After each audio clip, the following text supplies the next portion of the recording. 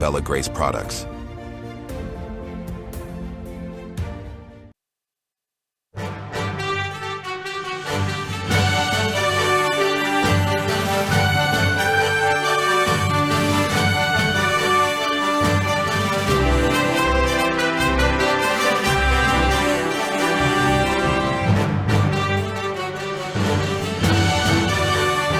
And good evening. Welcome to the broadcast on this June 24th, 2025. Joining me as our co-host here on the broadcast, Jim Paff, as always, theconservativecaucus.org, theconservativecaucus.org.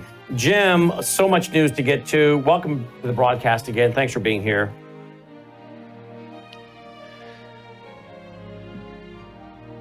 Did you hear me okay? No, I didn't, but I said thanks for being here. Thanks. Good to see you. Good to have you here. All right, let's go right to it. The whole war thing, we're going to get into that. But I want to start with this, about Matt Gaetz. Matt Gaetz sends incriminating text about Trump as his embarrassing messages to mom are revealed in Mile High leak. Okay. Have you been following this today, Jim? I did not see that at all. Missed that. Yes. All right. So apparently somebody sitting behind him was recording his messages and what he was talking about. Okay. And his mom basically, I guess, told him, look, don't be critical of President Trump. He's your friend. He's been good to you. Here, let me just read it. Daily Mail. This is other places as well. Quote, don't be criticizing the president or his actions. He's trying to keep us safe. That's his job. MAGA will turn on you. You will lose viewership. End quote. That's what the mother of one American news host warns. Quote, your days in Congress are over. Let's not mess up the media gig. End quote. Quote, the president has been a very good friend to you. He hates betrayal. Be smart, not stubborn. End quote. Reportedly, he says back, I'm trying to guide him, not criticize him. End quote. Quote, but I've never been freer to share my views. And I'll continue to do so. I think about the people who cheered the Iraq war because they liked Bush. Those people have blood on their hands. End quote. Well, this is everywhere today, Jim, on social media. I saw it several hours ago. But I guess what bothers me is that people can't express their opinions here. We have supported President Trump when we can. Dolly is barking at Matt Gaetz on this big monitor out here. Go to the wide shot, show her. Apparently, Matt Gaetz has a look she doesn't care for. All right, it's all right. He will not. Look. Gaetz will not do anything to you, girl. Yeah, I know. He's on the big monitor, the big screen. She's wagging her tail. She is not sure about Matt. All right, it's all right. It's all good. There you go. That's the Oval Office. Yeah, walk up into the Oval Office, girl. We have supported President Trump when we can, but we said from day one, when we don't agree, we're going to say so. That's what we do. He does that. He criticizes people. People call him names. People fight with him. He fights with them, and then he puts them in his administration. Marco Rubio, among others. You know, the MAGA crowd needs to, some of them not everybody, but some of the MAGA crowd need to, be a little more discerning here. TV hosts, news guys, personalities. We all have the right to express our views and opinions and debate in the arena of idea without saying, oh, the MAGA crowd's going to turn on you. You're going to lose your livelihood. That's how the left acts. That's not how the right should act. Conservatives should act. Conservatives should say, look, we agree probably on 80% of things, maybe more, depending on who we're talking about. But we ought to be able to argue on the issues and not attack people. My friend Annie Cyrus, born and raised in Iran, knows about the Iranian regime, has her views and opinions. She's pretty smart. And yet she says a bunch of the MAGA people attacked her on Facebook, reported her over and over till her platform got demonetized to the tune of a big chunk of money for her. That's not how the MAGA crowd should act. That's how the left acts, not us. I'm frankly sick of it. Because most of these people were never politically engaged before Donald Trump. I'm glad he engaged them. But many of them were not politically engaged. They didn't crack books. They didn't read books. They didn't come to worldview weekends we held in 300 cities across America. They were not informed. And most of them still are not informed because they get their news from the Fox News Cartoon Network.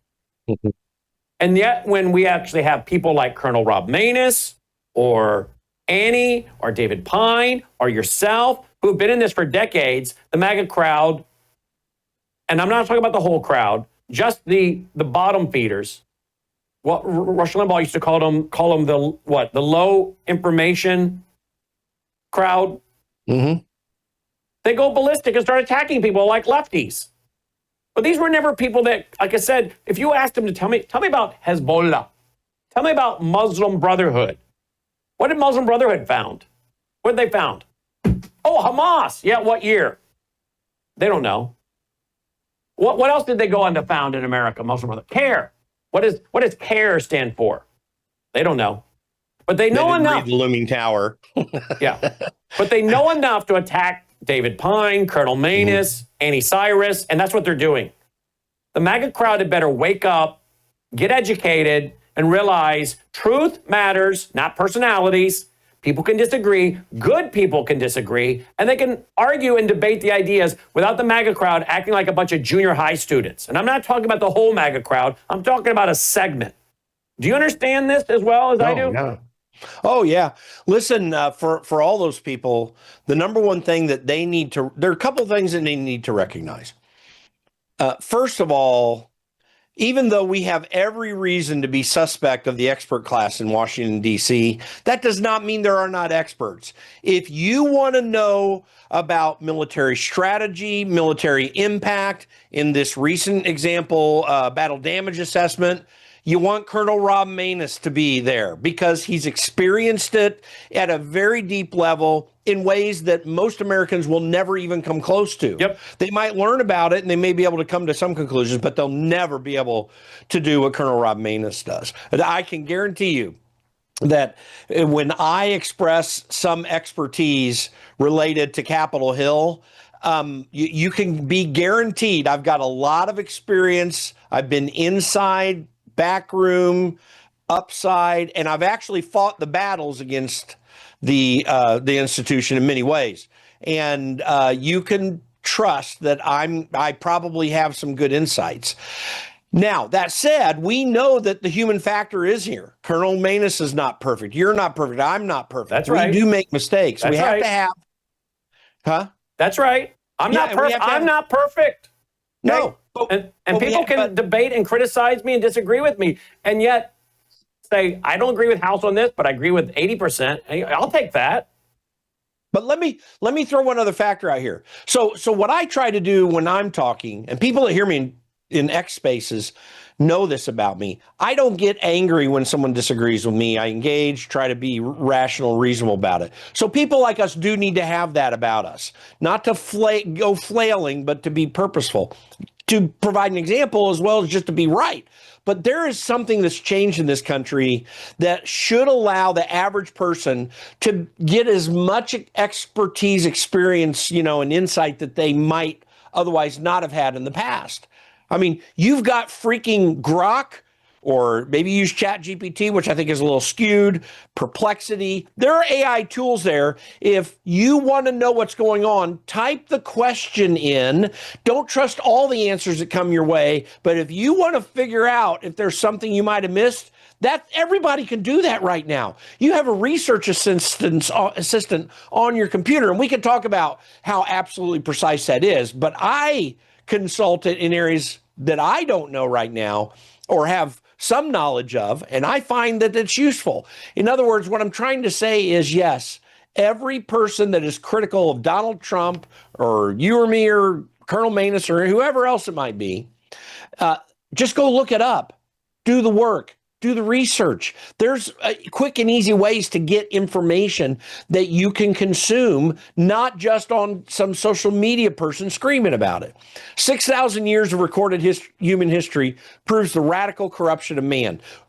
We can't escape that. And that's what you see when these people just fly off the handle. I pointed out everyone blackpilling themselves on Donald Trump dropping the bombs on Iran. And it's okay to be critical of that. Fine.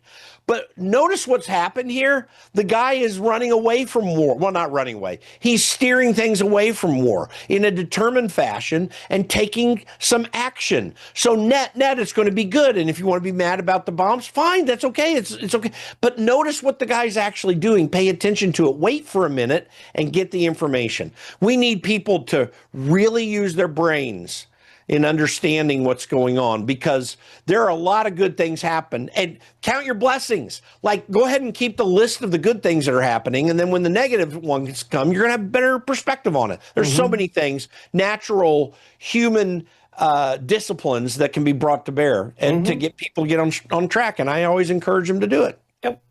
But Matt Gaetz can have his views. Yeah. Marjorie Taylor Greene can have her views. I can have mine. Colonel Manus can have his. David Pine can have theirs.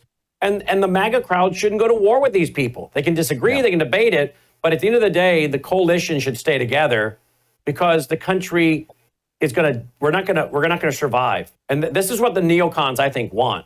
They want to get us into war and controversy and destroy the MAGA coalition. A lot of these people that, by the way, are backing Trump now were never Trumpers, ever. Well, just look at Mike Pence and John Bolton and others praising Donald Trump for what he did with Jeb Bush. Jeb Bush. Listen, these people, if they got back into control, would savage every conservative out there. They actually have been, frankly, since Ronald Reagan. Totally savaging the conservative and Republican movement, which should be far more conservative than it is. They took us from $4 trillion of debt in this country in 2000 to 37 trillion now. They're the ones that have been controlling the game. They're the ones who've caused the problems. They want you to get mad at every little thing that you might disagree with. There are things Matt Gaetz is saying right now that, frankly, I don't personally like. But the reality is the guy is intelligent and capable, and net it helps to get more information. And it doesn't matter if we agree or disagree with him in one sense. He has the right to say it, and unless he's saying something illegal or immoral or racist or whatever, he ought to be able to express his political, geopolitical, military, national security opinion without saying, he should be afraid of his job. Well, and he brings something to the debate that's useful. Yep. Listen, if you're not going to be skeptical of and these people are hyper skeptical sometimes over the wrong things. We need to be skeptical of our government. Matt is being skeptical of the government in his recent comments. And you need that. You have to hold things accountable. You have to figure out what's going on and know if you should support it, because there's a lot at stake. When you have a government as big as ours, I mean, our biggest problem is a huge government, and we've just allowed that to happen. But because it's so big, your skepticism better be healthy and voracious, because if it's not, you will get run over. Mike Pence will run you over. John Bolton will definitely run you over. He'll throw you out of the bus while it's moving at 100 miles an hour down the road. These people that were on the neocon right that were praising Donald Trump for the dropping of the bombs in the way they did, man, they'll cut your throat as quickly as possible to get power and influence back. That's why they came out after being so vociferously nasty against Donald Trump. Do not be fooled about what you saw. Matt Gaetz, whatever he's doing, be patient. The guy is net on the right path. Do not trust John Bolton. He is definitely not on the right path. And Gaetz put out, apparently someone sitting behind me on a flight recorded me without my knowledge. They found me texting my mother about news of the day, family finances, and working on my laptop. Please let this be a reminder to everyone to call your mother and maybe get a screen protector. That's pretty good. Well, look, this is why he's valuable. Okay, even whatever crazy thing you might not like that he says, the guy is impenetrable, right? He has a happy warrior approach to this. I get people screaming and yelling at me in X-Space debates quite a bit. And I just, you just have to laugh and be happy and then know what you know. There's a great line in the Patton movie. So George Patton, there, it's just before the Battle of the Bulge, and they need air cover, and it's snowing, and everyone's saying, well, we're going to have to put off the attack until whatever the weather. He says, no, we're not going to do it. He says, we are going to do this, and I don't care if no one comes back and if everybody dies. And everyone's stunned, and he walks away, and his colonel, that is his staff leader, says to him, you know, General, sometimes they're going to actually believe you. They're going to actually believe you're serious. And he says, it's not important whether they believe I'm serious. It's important whether I believe I'm serious. That's right. And That's the point right. I'm making is know yourself, know thyself, and figure out what's right. And then operate off of that and quit getting so mad at everybody. Sorry, it went long. Yeah. Here we go. Here's CNN tonight. This is CNN Breaking News. We have major breaking news into CNN. 3 sources tell CNN that according to an early U.S. intelligence assessment, the U.S. military strikes on 3 of Iran's nuclear facilities last weekend did not destroy the core components of the country's nuclear program and likely only set it back a few months. That's right. So this is an assessment that actually is out from the Defense Intelligence Agency. That is the Pentagon's intelligence arm. And it was based on a battle damage assessment conducted by U.S. CENTCOM after the strikes, according to one of the sources. Let's go to CNN national security correspondent Natasha Bertrand, who has this exclusive new reporting. This is to that question that has been asked about how much damage has been done. This is a real question. It's also a political question that has been to something that Donald Trump has been sort of dealing with here recently. What are you learning, Natasha? Yeah, look, Brianna, this is the first assessment that we are getting that the U.S. intelligence community has found about the battle damage that resulted from those U.S. military strikes on these 3 Iranian nuclear facilities over the weekend. And as you said, it was produced by the Defense Intelligence Agency, which is the Pentagon's intelligence arm. And it is worth noting that it is a very early assessment. The strikes were only a matter of days ago, and the intelligence community is still gathering intelligence. They are still working to come up with a full, comprehensive picture of what exactly happened here. But based on a battle damage assessment that was carried out by U.S. Central Command, essentially looking at the images and looking at what was actually damaged, the Defense Intelligence Agency has assessed that the core components of Iran's nuclear program are largely intact, and that Iran's nuclear program has essentially only been set back by months. Now, we presented this information to the White House for comment, and White House Press Secretary Carolyn Leavitt, she did acknowledge the existence of this assessment, but she said in a statement that the administration disagrees with it. She said, quote, "This alleged assessment is flat out wrong and was classified as top secret, but was still leaked to CNN by an anonymous low-level loser in the intelligence community. The leaking of this alleged assessment is a clear attempt to demean President Trump and discredit the brave fighter pilots who conducted a perfectly executed mission to obliterate Iran's nuclear program. Everyone knows what happens when you drop 14 30,000-pound bombs perfectly on their targets, total obliteration." Now, it is worth noting here that there has been dissent, I should say, within the intelligence community, within the defense community, about just how much of an impact these massive bunker buster bombs would actually have on Iran's nuclear facility. It was far from certain, given that these bombs had never been tested in an actual... All right, well, let's hold it there. So reality is, and this is not the only source tonight, we don't know what this thing has done, but as we'll deal with on Brandon House Live, apparently somebody inside the administration is leaking. Well, what's important here is that they didn't leak about the attack itself. So that tells you a little bit more about this. You know, who knows? Was the assessment that way? I'm less worried. Well, the leaking is bad enough, but the other issue is you're going to have a deep state way of thinking. There are people who don't want him to be successful still in the government, so they'll root this out. But even Colonel Manus will tell you, there's no battle damage assessment that's highly valuable at this stage. It takes weeks. It can take weeks. He was talking about this the other day. So I suspect that there's not as much damage as we would hope this would have done, but I think there's more than this assessment is really saying. Although I do know, and I got word from some people who said they heard that it was a failed mission. So I don't know what the answer is. Something happened. There was some damage done. The IAEA, no friend of Donald Trump, the International Atomic Energy Agency that has conducted inspections of this Iranian nuclear effort, they're even saying that there was some pretty heavy damage done. But no one knows precisely what it is, and there's no Defense Intelligence Agency person or anyone doing those reviews who knows either, because they're not on the ground. They cannot inspect it. All right, directly. we got a pretty interesting clip here. Listen to this. Tucker Carlson. The Murdochs really hate Trump. There's no one who hates Trump more than the Murdochs. I got fired in April of 2023. In May of 2023, they asked me to run for president against Trump and said they would back me. Obviously, I'm not running for any, I would never get elected anyway. Plus, I like Trump. I mean, that's the funny thing is I actually genuinely, I get frustrated. I'm frustrated now. So hold on. I'm sorry. Trump. You just said that, and they asked you to run for president against Trump, the Murdochs. Yeah. Lachlan Murdoch said, you should run for president. We'll back you.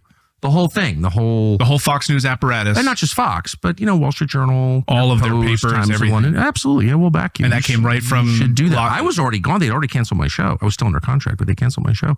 You should run. We support you. You should run. We want to stop Trump. Yeah, well, he was running. Wow. There you go. If you want to understand how the how news agencies are directed by the people who own them, that's a good insight into it. Listen, the Wall Street Journal, let's take that because the Murdochs own that as well. The Wall Street Journal has so turned on Donald Trump. A once great paper is spending all of its time trying to undermine the Trump agenda. That's just ludicrous. Why are you doing that? And I would say roughly the Murdochs are at least relatively conservative. I mean, to the extent that they're not radical Democrat socialist types. They give in to certain things, and they're not the greatest, but they're not radical lefties.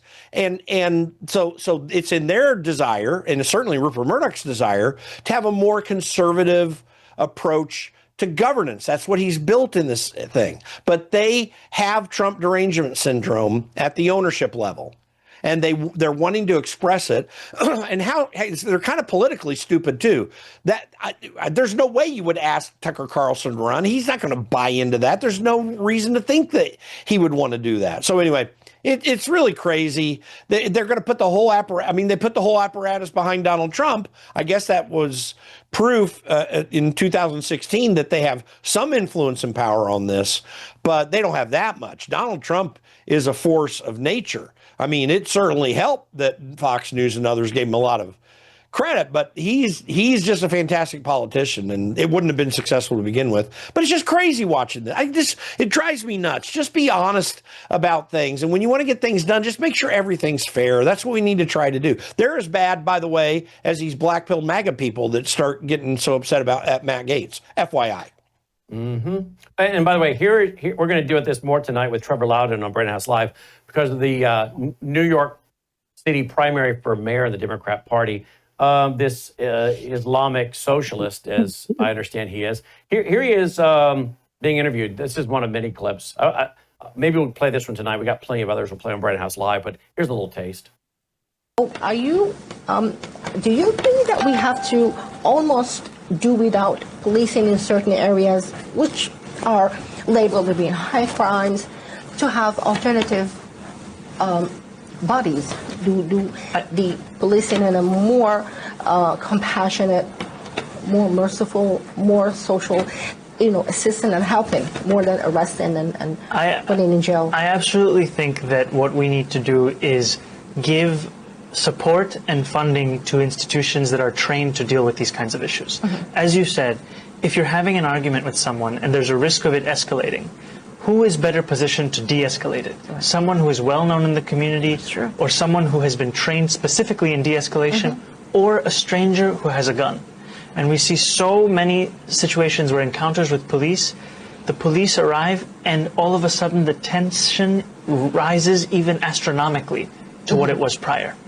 Right. And I think that we need to say and ask ourselves, look at how policing is done in the suburbs, in wealthier, whiter America. When people make mistakes, the answer is not to throw them in jail. No. The answer is not to, put them in a cage and throw away the key. the answer is to try and find a non-carceral solution. Absolutely. Community service, something where they learn from their mistakes. There's a sense of accountability and growth. All these kinds of things, which for many people in this country, especially Black people, are not offered the same opportunity. All right. So do we need reform in our criminal justice system? Yes, absolutely. Do we need to throw everybody in prison that commits a crime? No, only violent criminals. But the problem is, this is an Islamist/socialist, and these people traditionally, and this guy here, according to Trevor Loudon, he'll talk about it tonight, are kind of anti-police. And they want community policing, which in my experience, community policing means a bunch of community organizers through the worldview of Saul Alinsky want to tell the police what they can and cannot do, which means you let the Islamists and the Marxists, the Red Green Axis, take over. And pretty soon you'll have no-go zones for the police. And you'll have Sharia-compliant squad cars. Oh, you wait a minute. They actually do in New York. They've had Sharia squad cars. They look like the NYPD, but they're running around as Sharia compliance cops in New York City. You look that up online, see the squad cars. Really? Do we really want to live in two Americas? So this guy is very dangerous. His worldview is very dangerous. And he's running in the primary, and he's like 16 points ahead tonight. Well, and by the way, never trust a person who says a non-carceratory solution as opposed to not throwing him in jail. So anyway, he's trying to be too smart by half, and he's not all that smart. In New York City, there is an example of that city being fantastic when it came to crime. And that's when Rudy Giuliani was mayor, when Bernie, God rest his soul now, just died recently, Bernie Kerik, when he was police commissioner and his predecessor, Kelly, before him, they did some what were considered to be Fourth Amendment violation type searches on people, but they found the bad guys before they became violent. And they got them off the street before the violence arose. And that required confrontation from time to time. The only way you deal with crime is with confrontation. And there's no person that's going to come and try to psychologically assess a guy with a gun in his hand. It just doesn't work. I mean, you could try some of that stuff, but you have to have the force there. I'm all for criminal justice reform of a certain type. Like, I think retributive justice, even though there's some crazy ideas with that, that's a positive thing. It's actually a biblical principle, frankly. There are some good ideas with that. There have been some good experiments with it. But you have to have police doing what police do. And that is going in, initially calmly, assessing a situation, and if it gets out of control, they have to take action under certain rules. And you're going to make mistakes from time to time, and they have been made. Welcome to the human race. But it's far better to do something than to let things get out of hand. And the one thing that they're also not talking about, like they're at the wrong end of the logical logical plane here. Like, the things that they're talking about happening are happening because of all the other things at the beginning of the process, like I just described earlier, that aren't being done in policing right now. We're throwing people back out in the street. We're putting violent illegal immigrants back out on the street. Violent criminals back out on the street. It's absolutely crazy. Don't talk to me about how we should de-escalate violence when you're doing things that actually promote violence in the long run. I guess according to the poly markets, now I think some of the polls has the Islamic socialist ahead, but I guess poly markets tonight have him behind. 57% followed by 43.3 in the poly market. Yeah, so the predictive markets toward the end of the race, as is typical in elections, polls were tightening. He was at 52 to 48 over Cuomo. And so those odds began to change. Yep. Let's pray they do. What do you make of Kayleigh McInerney's comment? Every dictator take on Trump. Iran strike draws online fire. In other words, what she said was, let me see if we can play it. Here, let's just play it. Here we go. Yeah, I've talked to a lot of current and former military, Kayleigh. They say this is not just about Iran. This is also the world, and China is looking at this, and Russia is looking at this. He gave a warning, he gave a chance for diplomacy, and then it was over, and he pulled the trigger. Precisely. Every dictator in the world is on notice now. And I think if you think back to President Trump's first term and the actions. Really? Every dictator is on notice now. Is that what we're going to do now? We're going to start picking fights with every dictator in the world? That's not a smart idea, sweetheart. Yeah. What I hope, although I don't necessarily believe, is that what she's saying is people notice that Donald Trump's being strong. I hope that's all she meant by it, because that has happened. Yeah, but I don't think so, because she said this. America First is not sitting in a beach chair and using words. It's taking decisive action when we can take out Fordo the one swoop of an airplane. One swoop of an airplane, says the Fox girl. Really? One swoop of an airplane. She's a sharp cookie, isn't she?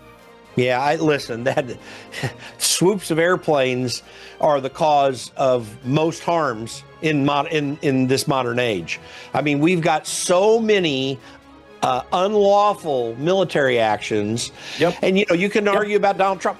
You can hear the music, right? Yeah. No, I can't. But we got. You can that. argue about Donald Trump, Barack Obama, 26,000 bombs. Let's just see what the difference is. That's our broadcast. Thanks for listening. Thanks for watching. Thank you to Jim Pav, theconservativecaucus.org, us, worldviewfoundation.com. Take care. Tonight on the Worldview Report, massive developments in the Israel-Iran war as President Trump negotiates a ceasefire and then gets angry